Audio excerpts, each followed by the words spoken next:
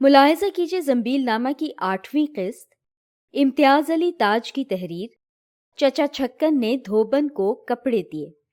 पेश करेंगे सैफ़े हसन। चची एक दो बार नहीं बीसों मर्तबा चचा छक्कन से कह चुकी हैं, बाहर जो जी चाहे किया करो, मगर खुदा के लिए घर के किसी काम में दखल ना दिया करो। आप भी हलकान होते हो, दूसरों को भी हलकान करते हो, सारे घर में एक हड़बड़ी सी पड़ जाती है, मेरा दम उलझने लगता है। और फिर तुम्हारे काम में मैंने नुकसान के सिवा कभी फायदा होता तो देखा नहीं, तो ऐसा हाथ बटाना भला मेरे किस काम का। चचा इस कदर नाशनासी से खिंच जाते हैं, चिढ़कर कहते हैं, भला साहब कान हुए, फिर कभी जो आपके काम में दखल दिया तो जो चोर की सजा वो हमारी सजा। लेकिन दखल दर माकूलात का उन्हें कुछ ऐसा लाइलाज मर्ज है कि जहां कोई मौका मिला फिर लंगोट कस तैयार।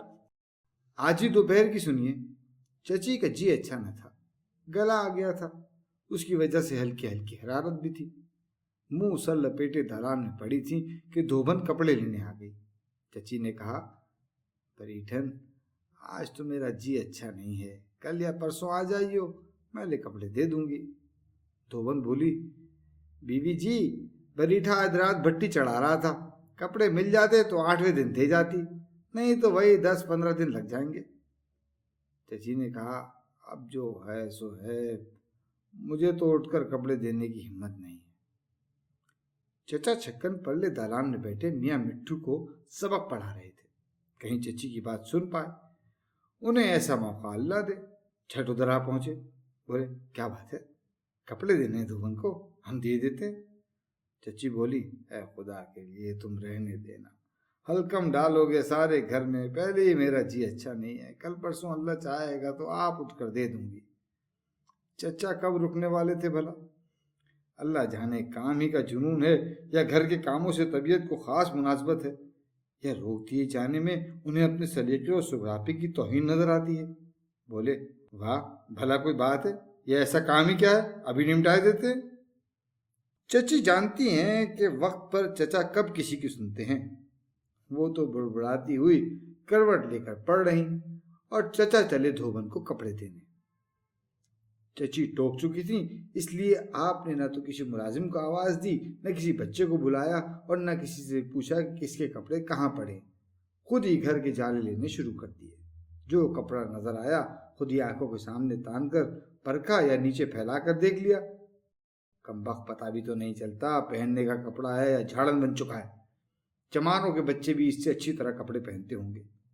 किसी कपड़े को छोड़ा, किसी को बगल में दबाया, कहीं झुककर चारपाई के नीचे झांका, कहीं एड़ियां उठाकर अलमारी के ऊपर नजर डाली। मालूम होता था आज चचा ने कसम खा ली है कि जो काम होगा आप ही करेंगे। लेकिन आखिर कब तक। चचा छक्कन के लिए तो अल्लाह मियाँ बहाने पैदा कर देता है। कपड़ों की तलाश में असबाब की कोठरी में गए थे, 5 मिनट बाद अंदर से आवाजें आनी शुरू हो गई। लीजिए साहब, हस्ब मामूल सारा घर चचा मियाँ के गिर्द जमा हो गया और आपने सुनाने शुरू कर दिए अपने अहकाम।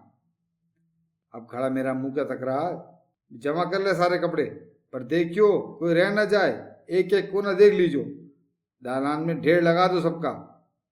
बंधु तो हमारे कमरे से मैले कपड़े समेट ला, 2-3 जोड़े चारपाई के नीचे हिफाजत से लिपटे रखे हैं वो भी लेता आइयो। और सुन ना, वो छुट्टन या बिन्नों का एक कुर्ता बांस पर लपटा हुआ कोने में रखा हुआ है, परसों कमरे के जाले उतारे थे उससे, वो भी खोलता लाइयो। और देख, अरे हवा के घोड़े पर सवार है कमबख्त, पूरी बात तो सुन लिया कर एक मर्तबा। एक बनियान हमारे आतिशदान में रखा है, बूट पोछे थे हमने उससे, वो भी लेते आना। जा भाग जा। इमामी तू बच्चों के कपड़े जमा कर, हर कोने और ताक को देख लीजियो, ये बदमाश कपड़े रखने के नई नई जगहें तलाश करते हैं। नौकर रवाना हुए तो बच्चों की बारी आ गई। कहाँ गए ये सब के सब। ओ छुट्टन, लीजिए मुलायजा फरमाइए, आपकी सूरत, अरे ये क्या हाल बनाया है, कोयलों में कहाँ घुस गया था। उतार अपने कपड़े, नए कपड़े फिर मिलेंगे, पहले मैले कपड़े यहाँ लाकर रख। और ये बिन्नों किधर गई है। अरे मैं कहता हूँ आखिर ये क्या मर्ज हो गया तुम लोगों को, जहां काम की सूरत देखी खिसक जाने की ठहरा ली। चलो अंदर एक कागज और पेंसिल ला कर दो हमें, आखिर लिखे भी जाएंगे ये कपड़े या नहीं। लल्लू तुम बिस्तरों में से मैली चादरें और तकियों का गुलाफ निकाल लाओ। गर्ज एक 5 मिनट में घर की ये हालत हो गई कि गोया आंख मचोली खेली जा रही है। कोई इधर भाग रहा है, कोई उधर, कोई चारपाई के नीचे से निकल रहा है तो कोई कोने झांकता फिर रहा है। किसी ने लिपटे हुए बिस्तर से कुश्ती शुरू कर रखी है तो कोई कपड़े उतार कर तौलिया लपेटे भागा जा रहा है। साथ साथ चचा के नारे भी सुनने में आ रहे हैं, अरे आए, अबे लाए। सबके हाथ पांव फूल रहे हैं, सिट्टी गुम है, टक्करें खा रहे हैं। कोई आध घंटे की मेहनत से सारे कपड़े दालान में जमा हुए। नौकर और बच्चे कपड़ों की ढेर के गिर्द दायरा बांधे खड़े। सूरतें सबकी ऐसी हैं गोया स्वांग भर रखा है। किसी के मुंह पर मट्टी पड़ी है, किसी के बाल मटियाले हो रहे हैं, किसी के कपड़ों पर जाले लगे हुए हैं। चचा चारपाई पर बैठे एक एक कपड़े का मुआयना फरमा रहे हैं। हर कपड़े को उंगली की सिरों से उठाकर देखते हैं। कभी बच्चों को कोसते हैं कि कमबख्तों को कपड़ा पहनने का सलीका भी नहीं आता, और कभी धोबन को डांटते हैं कि खबरदार, एक दाग भी बाकी रहा। कहीं बीच में वो बनियान भी हाथ में आ गया जिससे आपने बूट पोछे थे। ख्याल न रहा कि ये अपनी ही कारस्तानी है, बरस पड़े। अब देखो तो इसकी हालत, ये इंसानों का बढ़ता हुआ मालूम होता है क्या? अल्लाह जाने बदतहजीब कहाँ कहाँ। दाग अच्छी तरह देखने से चचा को याद आ गया कि ये बनियान उनके अपने कमरे के आतिशदान में से बरामद हुआ होगा। चुनाचे फौरन कपड़ों में मिला दिया और इरशाद हुआ, चलो अब जो है सो है, लो अब कपड़ों को अलग अलग करो, कौन सा कपड़ा किसका है। 10 हाथ कपड़े अलग अलग करने में मसरूफ हो गए। हर एक को अपनी कारगुजारी दिखाने का ख्याल। धोबन चीख रही है, ए मियाँ जाने दो, ए भैया रहने दो, मैं आप अलग अलग कर दूंगी। मगर बच्चे कहाँ सुनते हैं। कोई कहता है ये मेरी कमीज है, कोई कहता है तुम्हारी कहाँ से आई, ये तो मेरी है। किसी का कोट पर झगड़ा है, किसी का वास्कट पर, कोई कुर्ते की एक आस्तीन खींच रहा है तो कोई दूसरी, किसी की पाजामे पर रस्साकशी हो रही है। कपड़े चर चर फट रहे हैं। चचा सबके नामों की फेरिस्त बनाने में मशगूल है। बीच में सर उठा उठाकर डांटते भी जा रहे हैं, फाड़ दिया ना अब के बनाने को, कहियो नए कपड़े, जो टाट के नए कपड़े बना दिए हो तो चलो जाओ सब यहां से, हम अकेले सब काम कर लेंगे। बच्चों और नौकरों का काफिला रुखसत हुआ और धोबन के साथ मिलकर फहरिस्त बननी शुरू हुई। उसे हिदायत दी गई कि देख, हम पूरी फहरिस्त बनाएंगे कपड़ों की, सबके कपड़े जुरा जुरा लिखवाने होंगे और साथ ही बताना होगा कि इतने कपड़े गर्म हैं, इतने रेशमी, इतने सूती। धोबन बोली, यूं ही तो हमेशा लिखे जाते हैं। चचा को अपनी इस काबिल कदर और मोहतरम बिशान तजवीज़ की दाद न मिली तो आप धोबन से चिढ़ गए। पगली कहेगी, हर रोज़ तो घर में हुल्लड़ मचा रहता है कि इसकी कमीज बदल गई है, उसका पजामा नहीं मिलता, और कहती है कि यूं ही तो लिखे जाते हैं कपड़े। यूं किसी को लिखना आता होता तो रोज रोज की झिकझिक क्यों हुआ करती। धोबन चुपकी सी हो रही, कपड़े गिनने शुरू कर दिए, पर अब पहले ही कपड़े पर नई बहस छिड़ गई। धोबन कहेगा कमीज छुट्टन मियाँ की है, चचा मुझसे रहे कि नहीं बिन्नों की है। धोबन कहती है, मैं क्या पहली बार कपड़े ले जा रही हूँ, इतनी भी पहचान नहीं है मुझको। चाचा कहते हैं, अहमक कहीं की, कपड़ा बाजार से लाते हैं हम, सिलवाते हैं हम, रोज बच्चों को पहने हुए देखते हैं हम, और पहचान तुझे होगी। शहादत के लिए बिंदु को बुलवाया गया। चचा ने उससे पूछा, क्यों बिंदु, ये कमीज बिन्नू की है ना? बिंदु की क्या मजाल के मियाँ की तरदीद करे। डरता डरता बोला, मालूम तो कुछ उन्हीं की सी होती है, पर वो आप ही ठीक ठीक बताएंगी। बिन्नू की तलबी हुई तो वो आते ही बोली, वाह ये फटी पुरानी कमीज मेरी क्यों होती, चुट्टन की होगी। धोबन को चचा के मिजाज की कैफियत क्या मालूम, कह बैठी, मैं ना कहती थी। चचा को आग ही लग गई, औलिया की बच्ची है ना ये तो, इन्हें क्यों नहीं मालूम होगा, मुंह फट बदतमीज कहीं की, दूसरा धोबी रख लूंगा। कामिल 1 घंटे की मेहनत के बाद कहीं फेरिस्त बन तैयार हुई कि कौन सा कपड़ा किसका है और किसके कपड़े कितने हैं। अब जनाब उधर धोबन से कहा गया कि तू सबके कपड़े गिन, उधर अपनी फेरिस्त से मीज़ान मिलानी शुरू की। धोबन गिनती है तो 59 अदद बनते हैं, चचा अपनी मीज़ान मिलाते हैं तो 61 कपड़े होते हैं। धोबन बार बार कहती है, मियाँ ठीक तरह जोड़ो, 59 ही हैं, पर चचा है कि बिगड़े जा रहे हैं, तेरा जोड़ना ठीक है और हमारा जोड़ना गलत है, जाहिल कहीं की, उठकर देख नीचे दबाए बैठी होगी। धोबन गरीब हर तरफ देखती है, बार बार कपड़े गिनती है, वही 59 निकलते हैं।